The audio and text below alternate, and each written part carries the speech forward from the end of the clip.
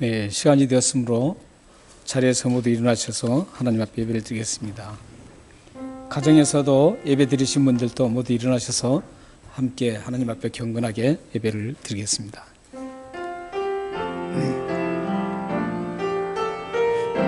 살아계시는 것이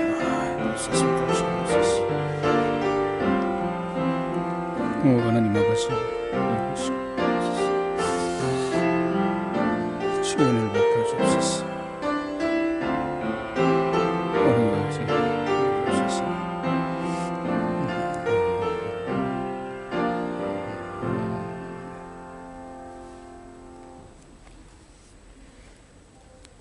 내가 그리스도와 함께 십자가에 못 박혔나니 그런즉 이제는 내가 사는 것이 아니요 오직 내 안에 그리스도께서 사신 것이라.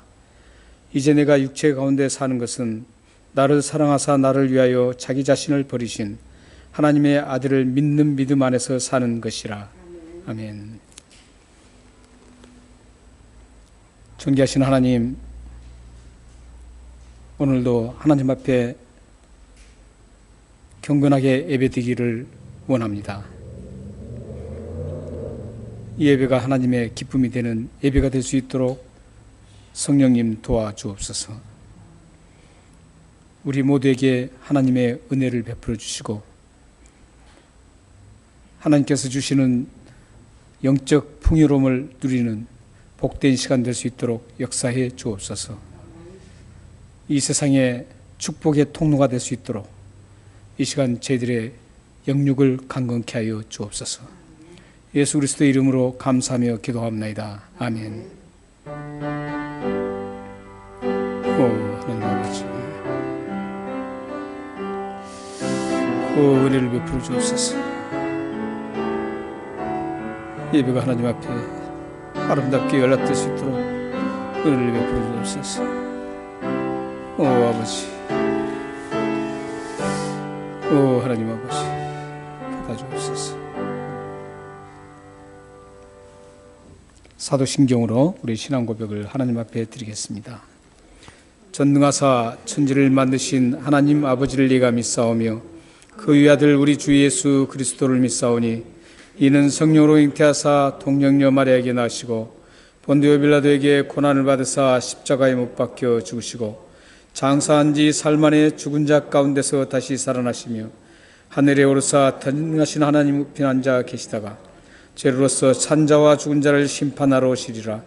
성령을 믿사오며 거룩한 공회와 성도가 서로 교통하는 것과 죄를 사하여 주시는 것과 몸이 다시 사는 것과 영원히 사는 것을 믿사옵나이다. 아멘. 네, 다 같이 자리에 앉으셔서 하나님 앞에 참회 기도를 드리겠습니다.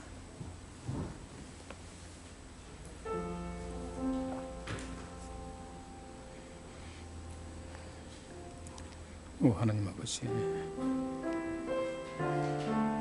사랑하는 주의 백성들이 하나님 앞에 겸손하게 죄를 고백하고 있습니다. 하나님 아버지, 고백을 들어주시옵소서. 하나님 아버지, 들어주옵소서. 하나님 아버지, 용서옵소서. 사함의 은혜를 베풀어 주옵소서. 아버지, 하나님 아버지, 하나님 아버지, 살려주소서. 살려주소서. 하나님 아버지,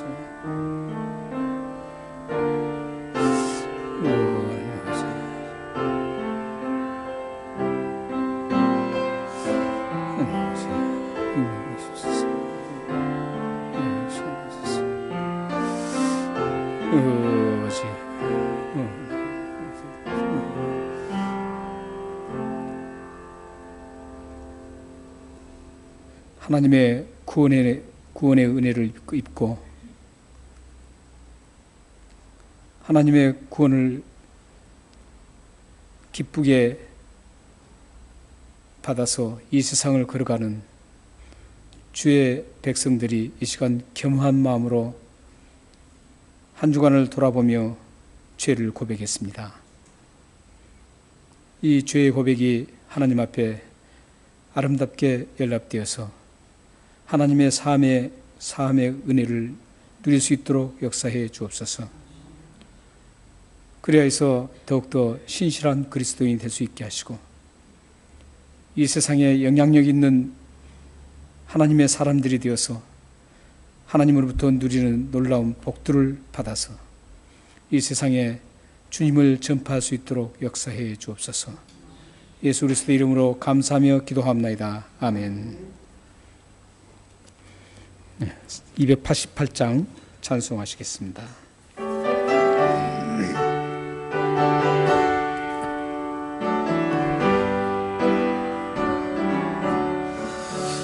예수를 나의 구주 삼고 성령과 피로써 거듭나니 이 세상에서 내 영혼이 하늘의 영광 누리로다. 이것이 나의 간증이요 이것이 나의 찬송일세. 나 사는 동안 끊임없이 구주를 찬송하리로다. 온전히 주께 맡긴 내 영 사랑의 음성을 듣는 중에 천사들 왕래하는 것과 하늘의 영광 보리로다. 이것이 나의 간증이요 이것이 나의 찬송일세. 나 사는 동안 끊임없이 구주를 찬송하리로다. 주 안에 기쁨 누림으로 마음의 풍랑이 잔잔하니 세상과 나는 간 곳 없고 구속한 주만 보이도다. 이것이 나의 간증이요 이것이 나의 찬송일세. 나 사는 동안 끊임없이 구주를 찬송하리로다.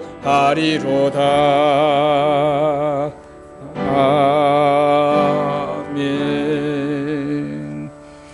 네, 우리를 대표해서 김미순 고사님 나오셔서 하나님께 기도드리겠습니다.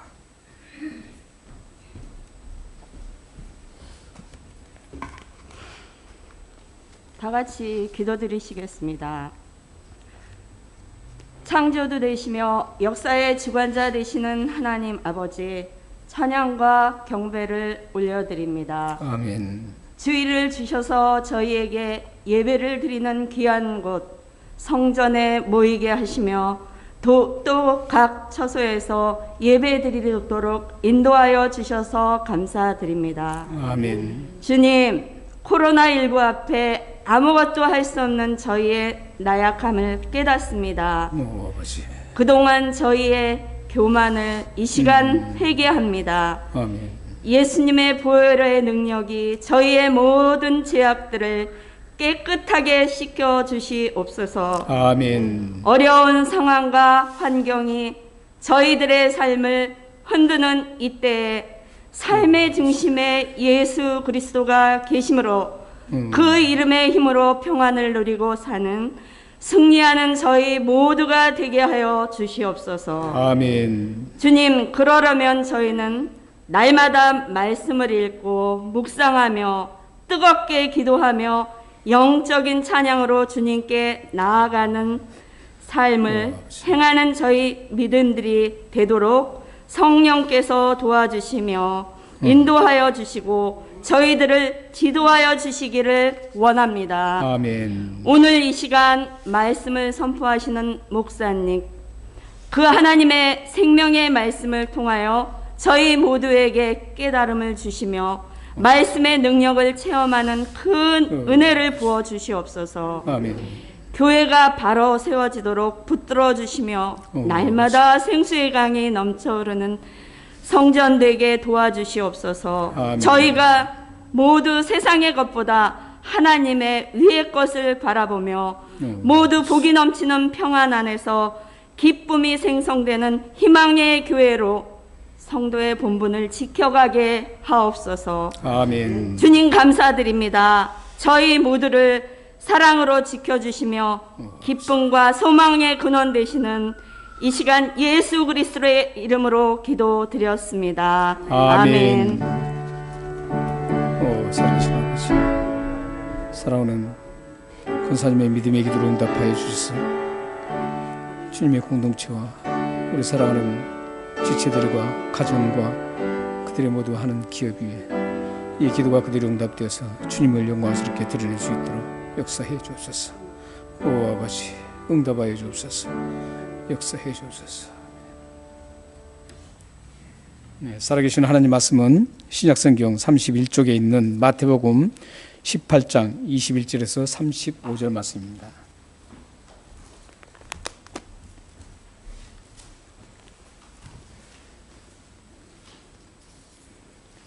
마태복음 18장 21절에서 35절 말씀입니다. 요즘 좀 길지만 함께 교독을 하겠습니다.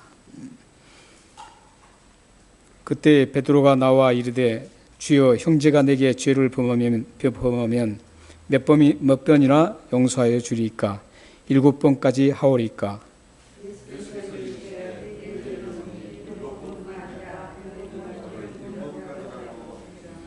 그러므로 천국은 그 종들과 결산하려 하던 어떤 임금과 같으니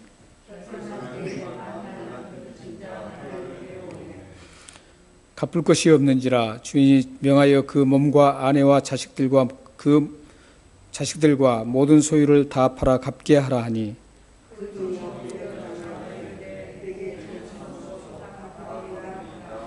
그 종의 주인이 불쌍히 여겨 놓아 보내며 그 빛을 탕감하여 주었더니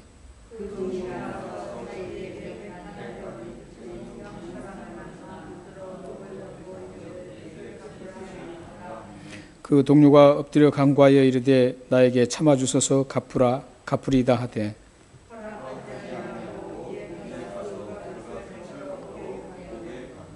그 동료들이 그것을 보고 몹시 딱하게 여겨 주인에게 가서 그 일을 다 알리니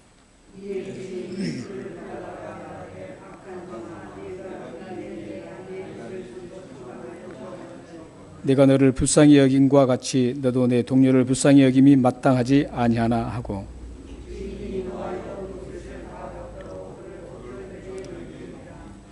너희가 각각 마음으로부터 형제를 용서하지 아니하면 나의 하늘 아버지께서도 너에게 이와 같이 하시리라.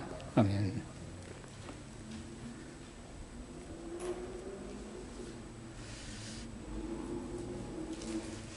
네, 요즘에 감기가 많이 도는 것 같습니다. 그래서 감기로 인해서 나오지 못하신 분들이, 평소에 잘 나오시던 분들도 감기로 인해서 나오지 못하신 분들이 있는 것 같습니다. 여러분 또 감기를 조심하시고, 감기가 이 코로나하고 비슷하니까 굉장히 걱정하는 분들이 많은 것 같습니다.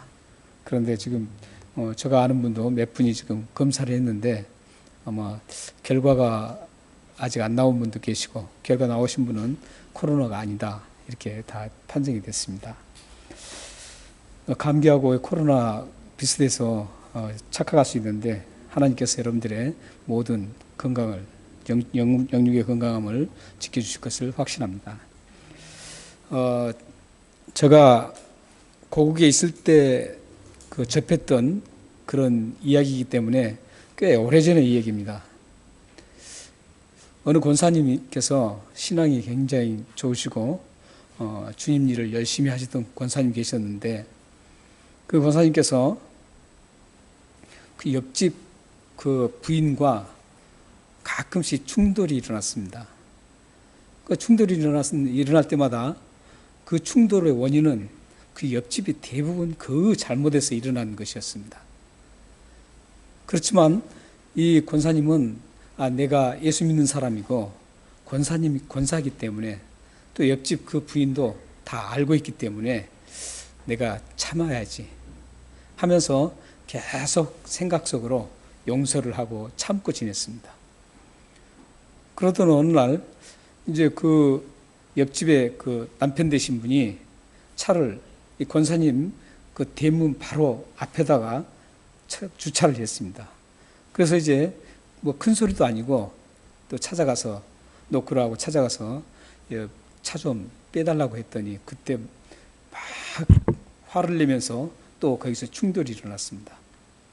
근데 화를 내면서 하는 얘기가 예수쟁이 권사가 돼가지고 그 주차 그 하나 하는 것도 그냥 못 넘어갔냐고 이렇게 하는 겁니다. 지금까지 참았던 이유가 예수 믿는 권사님이기 때문에 참았는데 그 소리를 들으니까 확 돌았습니다. 그래서 지금까지 꾹꾹 눌리고 참았던 그 모든 것들이 다 이제 사라지고 이 권사님이 집에 들어가서 아주 뜨거운 물을 받아다가 그분의 얼굴에다가 부어버렸습니다. 그래서 아주 사건이 아주 크게 일어났습니다. 아마 이걸 기사를 접한 분도 있을 거예요. 근데 이런 속 내용은 않고 그냥 뜨거운 물을 부어서 주차 문제로 부어서 이 화상을 크게 입었다라는 그 기사가 보도가 됐었습니다. 근데 이제 그 속 내용은 이런 내용이었습니다. 자, 그럼 우리는 여기서 한번 생각해 볼 게 있습니다. 권사님께서 신앙이 좋고 참 그리스도인답게 살려고 몸부림치던 이 권사님께서 왜 그 순간에 참지 못하고 이렇게 큰 사건을 일으켰을까? 한번 생각해 볼 필요가 있죠. 왜 그랬을까요? 이분은 항상 나는 크리스천이니까 참아야 된다. 나는 크리스천이고 권사니까 그 사람을 내가 용서를 해야 된다. 이렇게 하면서 계속 살아왔습니다. 그러니까 이분은 생각 속의 용서였습니다. 생각으로 용서한 거예요. 이렇게 계속 생각 속에 없으면 용서가 계속 되는 거죠.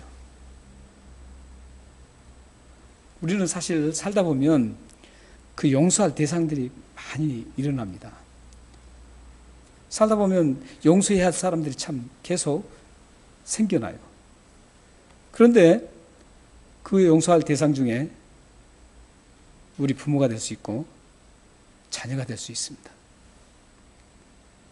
그 용서해야 할 대상 중에 나의 친구가 될 수 있고 지인이 될 수가 있습니다. 그 용서할 대상 중에 이 이웃이 될 수 있고 또 우리 공동체 안에 지체가 될 수가 있습니다. 우리는 이렇게 살다 보면 끊임없이 용서해야 될 그런 대상들이 일어납니다. 그때 우리는 어떻게 용서해야 될 것인가? 이제 어떤 분들은 이런 말씀을 합니다. 생각 속으로는 계속 용서해야 된다는 게 생각 속으로 나오는데 이 마음으로는 용서가 안 된다는 거예요. 그래서 굉장히 답답하다는 겁니다. 오늘 말씀이 보면 35절 말씀이 보면 예수님께서 이렇게 말씀하십니다. 형제의 죄를 허물을 마음으로 용서하지 않으면 이렇게 합니다. 예수님은 마음으로 용서하라는 겁니다. 마음으로. 생각으로 용서하는 게 아니라 마음으로 용서하라는 겁니다. 그런데 우리는 어떻게 이 마음으로 용서할 수 있을까? 이게 참 고민입니다. 오늘 그 고민을 오늘 본문 속에서 우리 찾아서 한번 어떻게 해야 우리가 마음으로 용서를 할 수 있을까? 이런 걸 오늘 본문 속에서 한번 우리가 밝혀보겠습니다.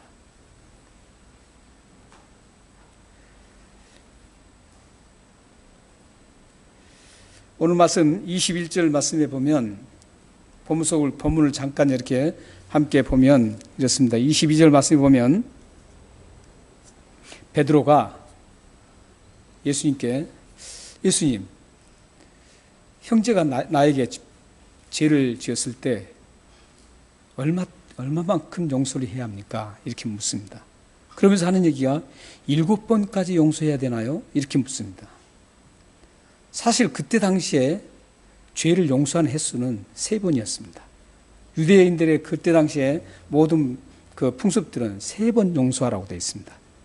왜냐하면 이게 그냥 되는 게 아니라 아모스 1장 3절에서 15절 말씀을 기준해서 랍비들이 만들어낸 겁니다. 근데 물론 그 랍비들이 이 말씀을 오해해서 그렇게 나온 겁니다. 거기 보면 이제 3번 그 용서하는 그 장면들이 나옵니다. 이방인들에 대해서. 근데 거기에 기준해서 이스라엘 백성들도 랍비들이 이렇게 가르쳤습니다.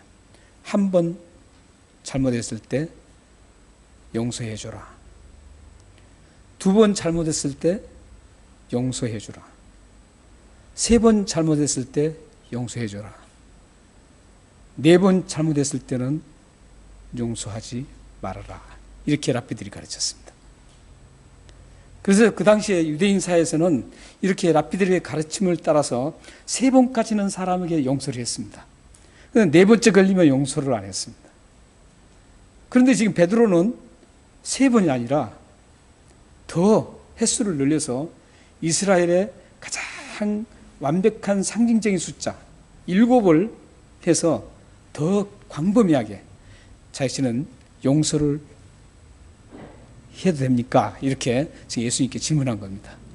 그러자 예수님께서 뭐라고 지금 답변하십니까? 7번씩 70번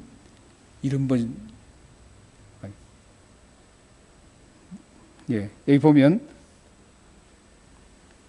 7번을 7번 이렇게 제가 산수 개념이 별로 없어가지고 7번 70번을 용서해 주라는 거죠. 7번 70번. 그러니까 얼마죠? 490번이죠. 490번을 용서해 주라는 겁니다. 그런데 여기서 보면 490번이 여러 사람을 대상으로 하는 게 아니라 한 사람을 대상으로 하고 있다는 거죠. 한 사람이 잘못해서 490번을 올 때 그래도 다 용서하라는 겁니다. 예수님 말씀이. 내 일생에 490번이 아니에요. 한 사람에게 490번을 용서해 주라는 겁니다. 한번 생각해 보세요. 자꾸 나에게 걸거치고 용서해야 될 일을 한 사람이 한두 번 할 때는 그러려니 하고 용서하죠. 하지만 한 5번 정도 지나면 용서가 안 되죠. 저 사람은 습관적으로 아니면 나를 무시해서 그렇다고 생각하면서 이제 용서보다는 분노의 마음이 끌어오릅니다. 그런데 예수님은 490번을 용서하라는 겁니다. 사실은 이 490번은 어떤 의미냐면 숫자의 의미가 아닙니다. 490번은 숫자의 의미가 아니라 무한대로 완전하게 용서하라는 그런 의미입니다. 예수님의 의미는. 그러니까 수없이 490번이 아니라 4만 9천 번 그렇게 계속 와도 그걸 완벽하게 완전하게 용서하라는 뜻입니다. 근데 쉽지 않잖아요. 예수님께서 이제 베드로와 대화 후에 23절에서 34절까지 왜 용서를 해야 되는지, 또한 모든 인생의 최후 종착지인 천국에서 결산하는 그 모습을 비유로 들어서 말씀하십니다. 이제 우리가 용서를 왜 해야 되느냐? 그걸 우리가 인생의 모든 인생들의 최후의 종착지인 천국, 그 심판대 앞에서 앞에 섰을 때 그걸 비유로 해서 이제 말씀합니다. 왜 그러면은 이 최후 종착지인 그 심판대 앞에서 이런 비유를 들었을까? 용서의 비유를. 그만큼 용서가 중요하다는 겁니다. 사실 예수님의 십자가도 용서예요. 용서가 우선이에요. 그러니까 예수님이 하나님께서 우리를 사랑하셨기 때문에 용서를 해주시는 겁니다. 그러니까 사랑과 용서는 뗄 수 없는 관계입니다. 사랑한다면 용서가 이루어지고 용서하면 사랑하게 되어 있습니다. 예수님은 지금 이런 가장 중요한 것을 가장 중요한 시점에 비유를 들어서 지금 말씀하고 있습니다. 그렇기 때문에 우리가 용서에 대해서 그냥 쉽게 넘기면 안 됩니다.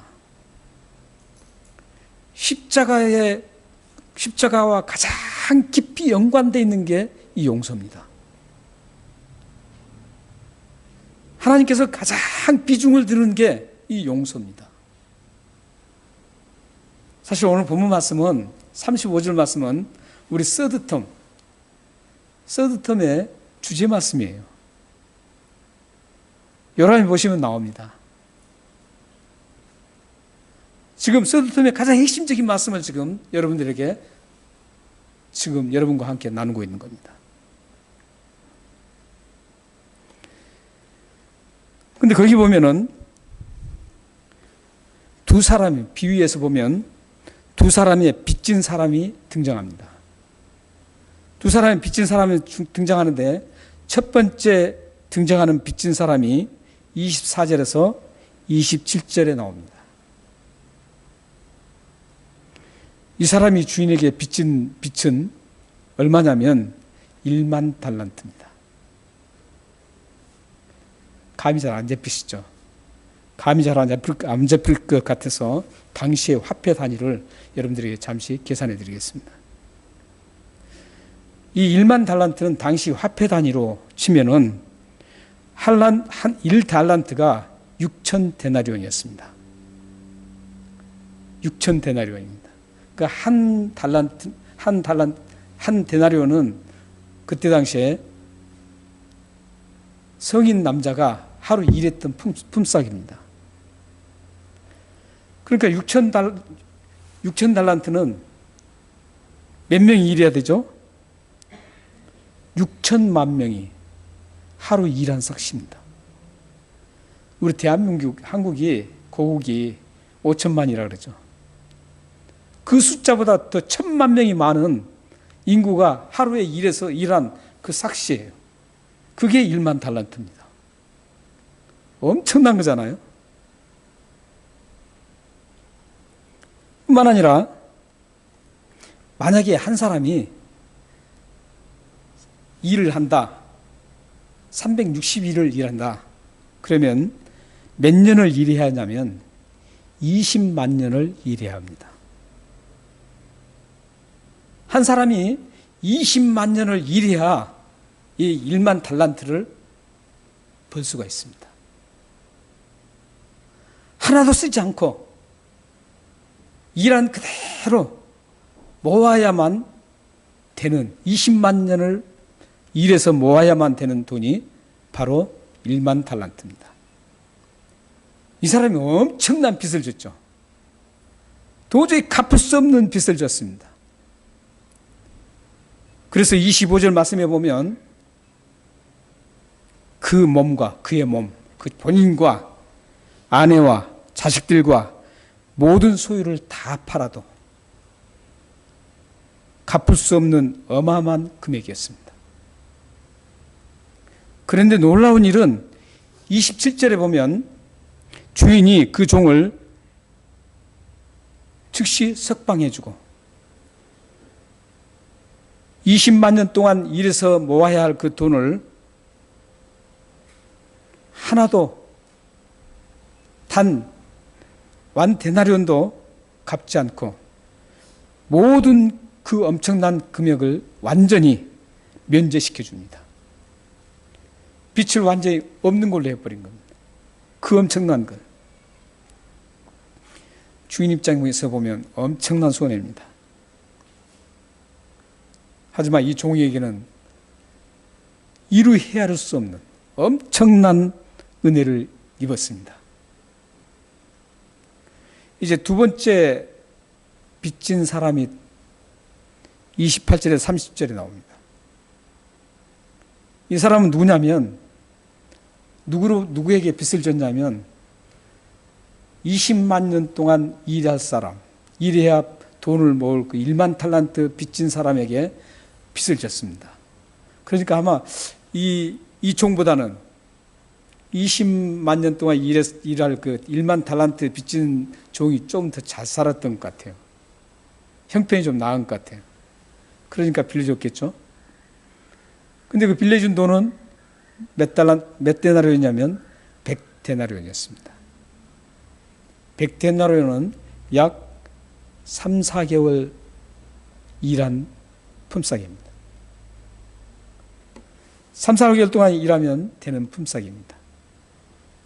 그러니까 20만 년 동안 일해야 할 것이 품삯과 3, 4개월이면 벌어서 갚을 수 있는 품삯과 비교가 안 되는 겁니다. 60만 분의 1입니다.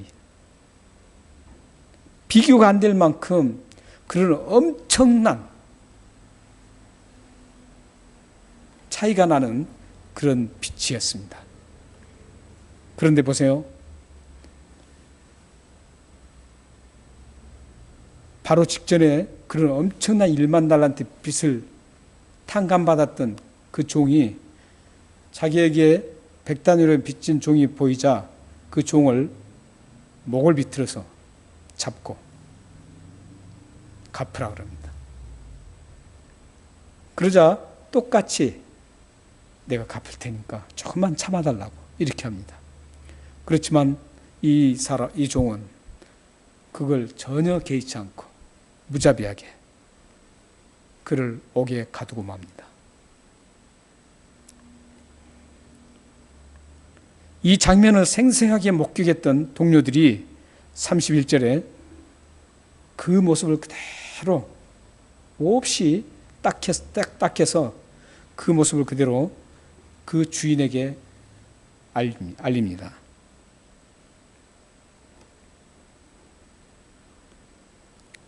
그 주인에게 그걸 그대로 알리자 그 주인이 어떻게 합니까? 주인이 34절에 보면 주인이 그 종을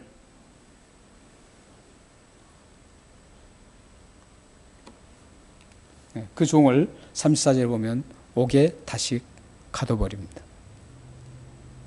옥에 가둠으로써 이제 그 모든 스토리가 끝납니다.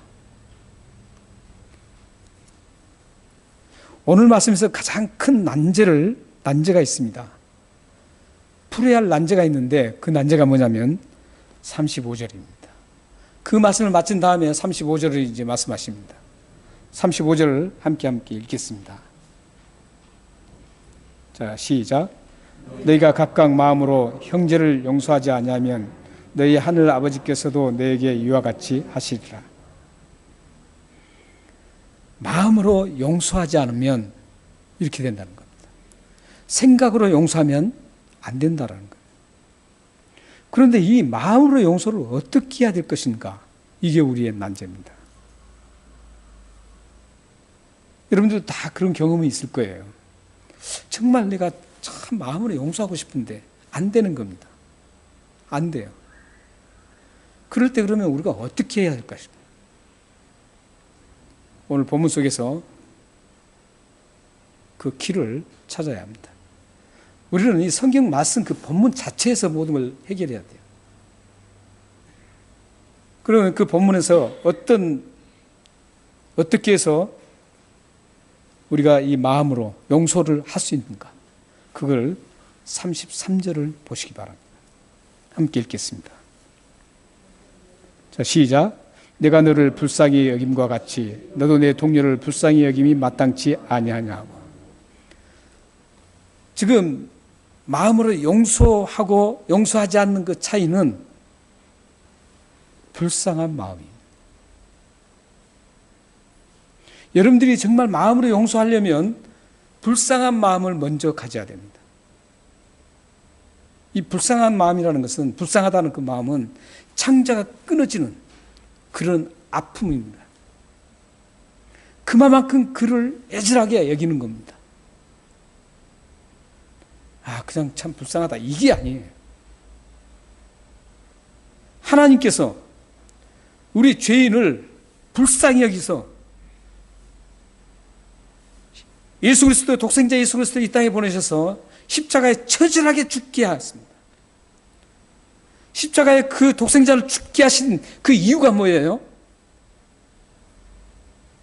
우리 죄인이 너무 불쌍한 거예요. 너무 불쌍해서 하나님께서 우리를 살리려고, 영원한 생명을 주시기 위해서, 우리의 모든 죄를 용서해 주시기 위해서 독생자 예수 그리스도를 이 땅에 보내주신 겁니다. 하나님의 그 불쌍한 마음이 있었기 때문에 가능했던 겁니다. 하나님이 겉으로 우리를 용서한 게 아니라 실질적으로 예수 그리스도를 보내서 그 실천시키는 그 마음, 불쌍한 마음은 그렇게 확실하게 용서를 낳게 합니다. 그래서 여러분들이 만약에 용서할 사람이 있는데 안 된다 그러면 여러분들 마음을 먼저 불쌍한 마음이 일어나도록 해야 합니다. 그래야 진정한 마음으로 용서가 일어납니다. 그렇지 않고는 절대 마음으로 용서가 안 됩니다. 겉으로만 용서가 일어납니다. 불쌍한 마음을 그러면 어떻게 일으켜야 됩니까? 그게 바로 우리의 기도 제목입니다. 여러분들이 기도하는 목적이 그거예요. 하나님, 성령님께서 내 마음을 어루만져 주시고 터치해 주셔서 나의 마음을 아름답게 다듬어 주셔서 불쌍한 마음이 일어나게 해 주십시오. 그래서 마음으로 그들을 용서할 수 있도록 하나님 도와주십시오. 기도하는 겁니다. 이게 아름다운 기도고 진정한 기도입니다. 이 기도는 여러분의 1000만 달라는 기도보다도 더 고귀한 기도고 하나님 보시기에 가장 아름다운 기도고 가치 있는 기도입니다. 여러분들이 만약에 용서할 대상이 있다면 오늘부터 불쌍한 마음이 일어날 수 있도록 하나님 앞에 기도하시기 바랍니다. 그러면 살아계신 하나님께서 그걸 아시고 여러분 마음을 터치하시고 어루만 주셔서 불쌍한 마음이 일어나도록 해주실 겁니다. 그러면 여러분들이 진정으로 용서가 이루어질 겁니다. 다음으로 또 한 가지 용서를 마음으로 용서하려면 어떻게 해야 되는가? 22절 말씀을 함께 읽겠습니다.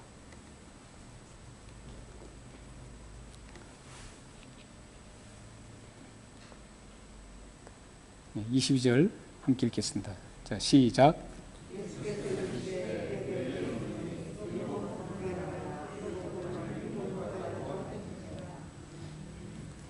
여기 중에 예수님께서 말씀하신 것은 아까 제가 말씀드린 대로 490번이 아니라 무한대로 완전하게 용서하라는 겁니다. 이거는 어떤 협상의 말씀이 아닙니다.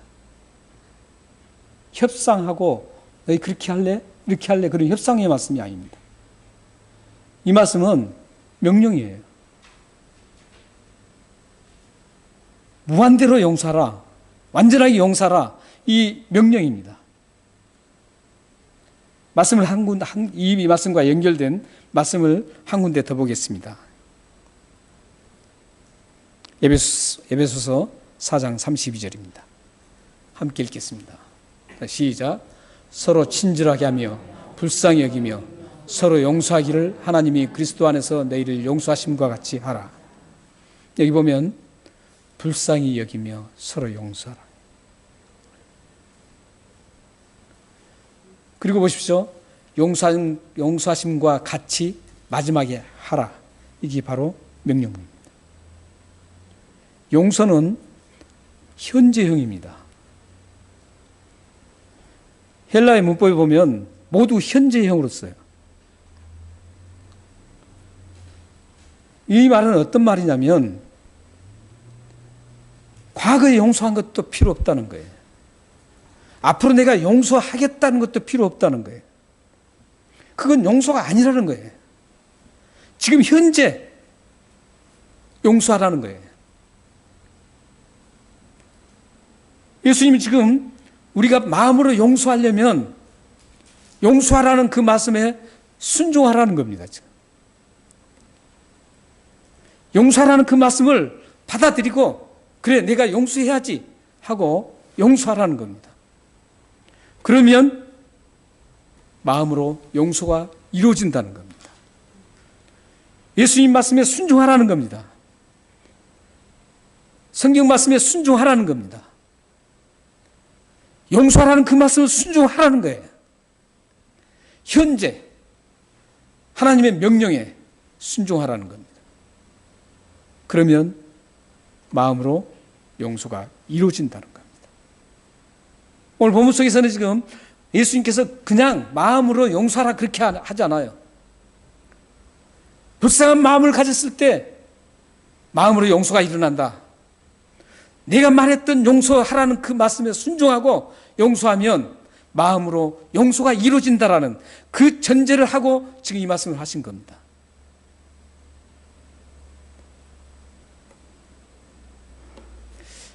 사랑하는 여러분들이 정말 이 용서를 예수님이 말씀하셨던 것처럼 마음으로 용서하는 그런 여러분 모두가 되시길 주님으로 축원합니다. 우리는 이 스토리에서 용서를 하지 않았을 때와 용서가 이루어졌을 때 어떤 일이 일어나는지를 눈여겨보아야 합니다. 31절에 보면 용서하지 않는 그 모습을 동료들이 목격하면서 그 마음이 어떤지를 한번 보시기 바랍니다. 31절 한번 같이 읽겠습니다. 자, 시작. 그 동료들이 그것을 보고 몹시 딱하게 여겨 주인에게 가서 그 일을 다 알리니.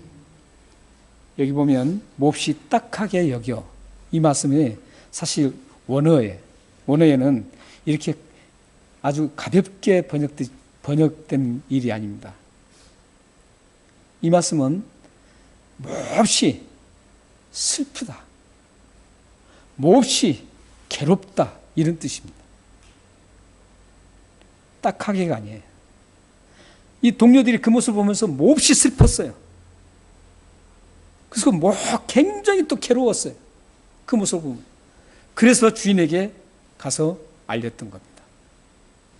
너무나 슬프고 그 모습을 보면서 이 동료들은 지금 이 두 가지를 다 보았습니다. 어떤 모습을 보았을까요? 1만 달란트 빚진 자가 주인으로부터 그 엄청난 것을 면제받은 그 모습을 보았습니다. 그리고 조금 밖에 바로 나가서 자기 동료를 그렇게 무자비하게, 100다니엘을 빚진 그 동료를 무자비하게 몰아치고, 이게 목을 잡았다는 것은 단순한 목 잡은 게 아니라, 거라사, 이 단어가 같이 쓰이는 곳이 거라사 지방에 돼지들이, 귀신 들린 사람이, 그 귀신이 나와서 거라사 지방에 돼지에 들어가서 물속에 들어갈 때, 물속에 들어간 그 상황과 똑같은 단어입니다. 그래서 어떤 의미냐면 막 숨을 쉴 수 없을 만큼 곧 죽을 지경에 있는 그런 상황입니다. 그러니까 단순하게 목을 잡은 게 아니에요. 숨도 못 쉬게 목을 잡고 비틀었습니다. 그리고 나서 그런 모습들 생생하게 이 동료들이 지금 보고 있었습니다. 용서를 하지 않았을 때 어떤 일이 일어났어요? 그들에게는 슬픔이 있었습니다. 그 주위의 사람들이 슬퍼집니다. 주위 사람들이 괴롭습니다. 실질적으로 그런 것 같아요. 용서를 하지 않으면요, 이래서 두 부부가 서로 용서하지 않잖아요. 자녀들이 괴로워요. 슬퍼져요. 같은 친한 동료들끼리 있는데 서로 용서하지 않잖아요. 그러면 그 주위에 있는 친한 동료들이 다 슬프고 괴롭습니다. 용서하지 않으면 주위를 괴롭게 만드는 거예요. 주위를 슬프게 만듭니다. 주위를 어둡게 만듭니다. 반면에 한번 생각해 보세요. 1만 달란트 빚진 그 모습을 볼 때 그 주위의 동료들이 어땠을까요? 그 엄청난 빚을 탕감받고 면제받았을 때 그 본인, 그 종 본인은 말할 것도 없어요. 자기를 팔고 아내를 팔고 자식들을 다 팔고 자기 전 재산을 다 팔아도 갚을 수 없었는데 그걸 다 면제시켜 주니 얼마나 기쁘겠어요. 만약에 여러분들에게 1,000불을 빌려줬는데 내 1,000불 안 받을게 이렇게 해보세요. 1,000불만 안 받아도 얼마나 기쁘겠어요. 아니 1,000불이 아니라 100불만 안 받는다고 해도 얼마나 기쁘겠습니까? 근데 20만 년 동안 일해서 쌓아야 될, 하나도 쓰지 않고 20만 년 동안 일해서 벌어야 될 그 돈을 다 면제해 줬으니 얼마나 감격하겠어요. 얼마나 기쁘겠어요. 그 모습을 동료들이 옆에서 지켜보고 있었습니다. 그 주위의 동료들은 어땠을까요? 배 아팠을까요? 배 아픈 사람들은 잘못된 겁니다. 이 동료들의 속성을 보면 거기서 굉장히 기뻐했을 거예요. 함께 즐거워하고 함께 행복했을 거예요. 여러분들이 용서를 하면 주위가 밝아지고 주위 사람들이 함께 즐거워지고 함께 기뻐하는 겁니다. 용서가 얼마나 영향력이 큰지 이제 아시겠죠? 그래서 용서를 해야 됩니다. 어떤 용서도. 그래서 해야 합니다.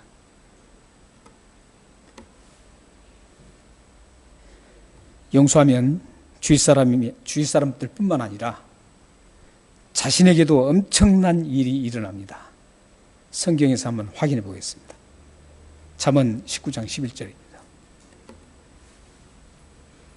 함께 읽겠습니다. 자, 시작. 노하기를 더디하는 것이 사람의 슬기요 허물을 용서하는 것이 자기의 영광이니라. 허물을 용서하는 것이 주위 사람들을 밝게 하고 기쁘게 하고 즐겁게 행복하게 해준 것뿐만 아니라 자신에게는 어떤 일이 일어나요?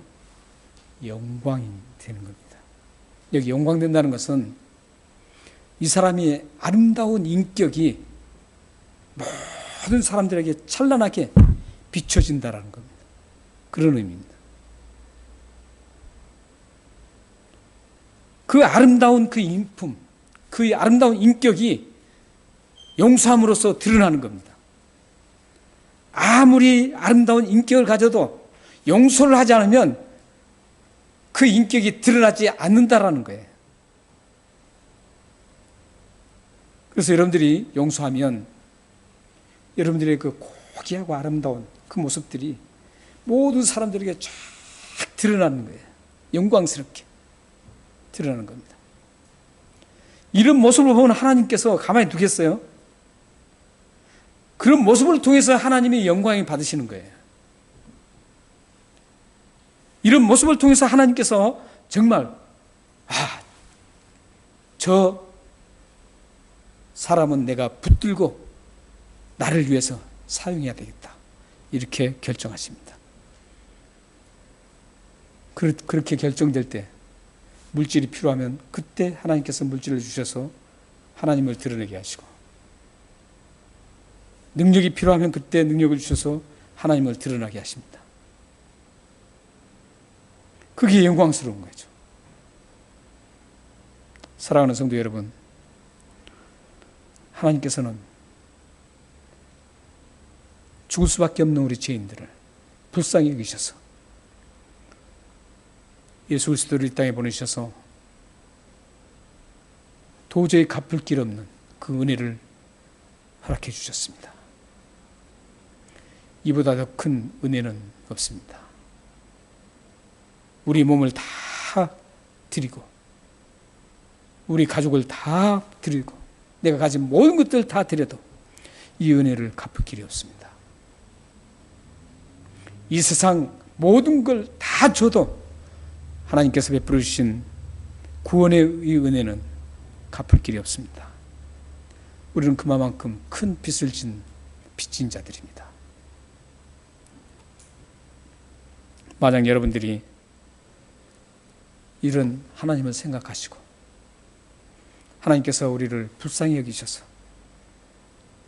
우리의 모든 죄를 용서해 준 것처럼 여러분도 불쌍히 용서해 줄 자를 불쌍히 여기고 마음으로 용서하시기 바랍니다. 그러면 곁에 있는 주위에 있는 사람들이 즐거워하고 기뻐하고 행복해하고 주위가 밝아집니다. 또 허물을 용서하면 여러분들의 아름다운 인격이 드러나서 하나님의 고귀하신 이름이 널리 퍼뜨려지고 하나님의 살아계시고 생존하신 하나님을 여러분들의 삶 속에서 여러분의 가정에서 여러분 자녀들을 통해서 증거될 것입니다. 사랑하는 여러분 모두가 용서의 사람이 되어서 주의를 밝게 하시고 내 주변에 있는 모든 사람들에게 기쁨과 즐거움을 주는 축복의 통로가 되시기를 축원합니다. 사랑하는 여러분 모두가 용서의 사람이 되어서 여러분의 아름다운 인격이 영광스럽게 드러남으로 인해서 영광스러운 하나님을 한없이 높여드리는 여러분의 가정과 자녀와 여러분의 삶이 되시기를 주님 이름으로 축원합니다. 기도하겠습니다. 살아계신 하나님, 우리 서드템의 주제의 말씀인 오늘 본문을 함께 나눴습니다. 용서가 얼마나 위대하고 큰지를, 우리가 또 어떻게 용서해야 되는지를 오늘 확실하게 말씀을 통해서 함께 나누었습니다. 용서해야 할 사람을 불쌍히 여기는 마음을 일으켜 용서하게 하시고 하나님의 말씀의 명령인 그 용서하라는 그 단호한 명령에 순종하여서 용서의 사람이 되게 하여 주옵소서. 그래서 우리 주위가 밝아지고 우리 주위에 있는 모든 사람들이 행복해지는 그런 삶을 저희들이 살아갈 수 있도록 역사해 주옵소서. 예수 그리스도의 이름으로 감사하며 기도합나이다. 아멘.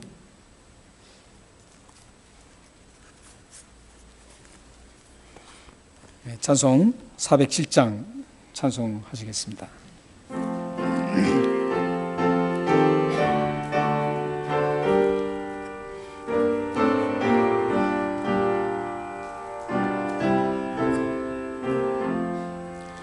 구주와 함께 나 죽었으니 구주와 함께 나 살았도다.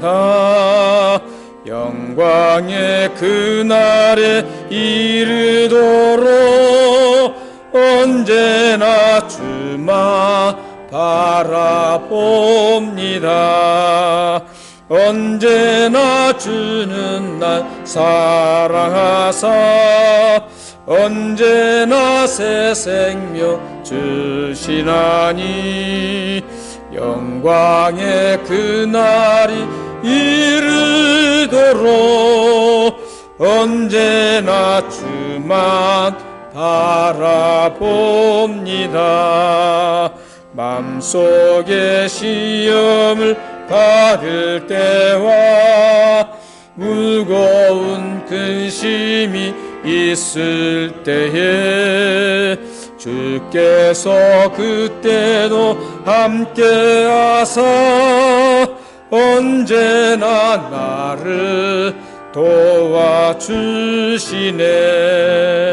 언제나 주는 날 사랑하사 언제나 새 생명 주시나니 영광의 길 이르도록 언제나 주만 바라봅니다.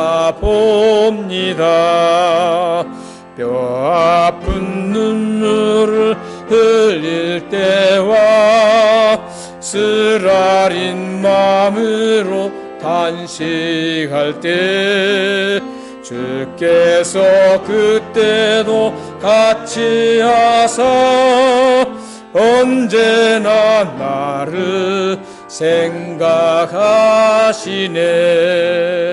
언제나 주는 날 사랑하사 언제나 새 생명 주시나니 영광의 그날에 이르도록 언제나 주만 바라봅니다. 내 몸의 약함을 아시는 주 못 고칠 질병이 아주 없네. 괴로운 날이나 기쁜 때나 언제나 나와 함께 계시네. 언제나 주는 날 사랑하사 언제나 새 생명 주시나니 영광의 그날에 이르도록 언제나 주만 바라봅니다. 아멘. 네, 기도하시겠습니다. 하나님 감사합니다. 주님의 은혜를 누리는 이 예배 시간을 저희들에게 허락해 주셔서 감사합니다. 이 예배를 통해서 더욱더 영적인 힘을 얻게 하시고 우리의 부족한 영육이 회복되어지는 복된 시간이 될 수 있도록 성령님께서 강력하게 역사해 주옵소서. 오늘도 이 예배 중에 하나님 앞에 우리의 마음과 물질을 바칩니다. 이 마음과 물질을 받아주시고 하나님의 기쁨이 되는 마음과 물질이 될 수 있도록 역사해 주옵소서. 하나님, 이 물질과 마음을 드리는 모든 가정에 하나님의 기쁨과 사랑과 감사가 넘치게 하시고 평안이 넘치게 하여 주옵소서. 또한 하는 모든 일에 하나님께서 넘치는 은혜를 부어주셔서 그 기업과 하는 일이 날마다 평창될 수 있도록 역사해 주셔서 하나님의 영광을 위해서 아름답게 쓰임받게 하여 주옵소서. 오늘도 이 물질이 하나님 앞에 바쳐진 이 물질이 하나님 앞에 아름답게 쓰임받을 수 있도록 역사해 주옵소서. 예수 그리스도의 이름으로 감사하며 기도합나이다. 아멘. 오 하나님 아버지, 주 예수 그리스도의 이름으로 이 복음 기도를 드렸습니다. 이 기도 되도록 하나님께서 역사해 주셔서 우리 가정과 또 우리의 지체들과 그들의 삶의 터전이 날마다 넘치는 하나님의 복을 누릴 수 있도록 역사해 주옵소서. 네, 교회 소식을 전해드리겠습니다. 네, 어느덧 9월이 되었습니다. 코로나 시작된 지 얼마 안 된 것 같은데 시간은 여전히 흘러서 벌써 9월이 됐습니다. 여러분들은 이 어려운 시간 속에서도 늘 인도해 주시고 보호해 주시고 지켜주신 하나님 앞에 감사를 드리고 여러분들이 가정과 지체들을 앞으로도 계속 지켜주실 것을 확신합니다. 예, 다른 여러분들 광고는 쭉 참고를 해주시고 여기 10번 광고를 한번 보시면 2011년도 주제와 말씀 그리고 찬양이 결정되었습니다. 주제는 참된 신앙의 굳건히 서 있는 교회입니다. 사실 제가 2월 달부터 이제 다음 2021년도에 어떤 주제를 가지고 2021년을 할 것인가 기도를 해왔습니다. 그래서 몇 가지 주제를 계속 해왔는데 최근에 이제 이 코로나 사태를 보면서 또 성도님들의 우리 교회뿐만 아니라 모든 성도들을 보면서 이게 굳건하게 참된 신앙에 서지 않으면 이 어려운 시기에 하나님의 사람으로 서지를 못하는구나 생각해서 주제를 이걸로 바꿨습니다. 그래서 내년에는 우리가 참된 신앙에 굳게 서서 하나님의 기쁨이 되는 그런 신앙으로 살아가기를 위해서 이 주제를 정했습니다. 주제 말씀은 요한복음 11장 27절이고요. 찬양은 주 믿는 사람 일어나 이 찬양입니다. 그래서 원래 저희들이 항상 10월 달에 이 주제를 제가 발표를 합니다. 근데 올해는 한 달 전에 발표한 이유가 뭐냐면 코로나로 인해서 카렌다를 주문해야 되는데 코로나로 인해서 그 카렌다가 좀 늦어질 수 있기 때문에 한 달 먼저 주문하면 충분히 올 거라고 생각해서 도착할 거라고 생각해서 미리 이렇게 정했습니다. 그래서 서상 집사님이 매년 카렌다 주문을 하는데 서상 집사님과 전화 통화를 하고 주문하도록 말씀을 드렸습니다. 네, 다 같이 일어나셔서 찬양하시겠습니다.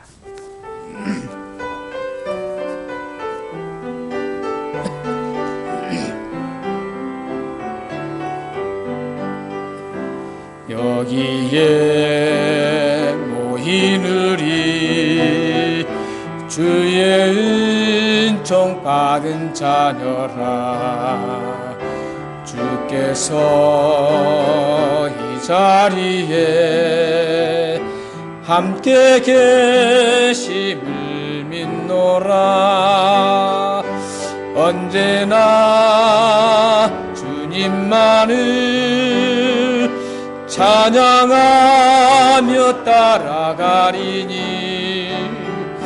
시험을 당할 때도 함께 계심을 믿노라 이 믿음 더욱 굳세라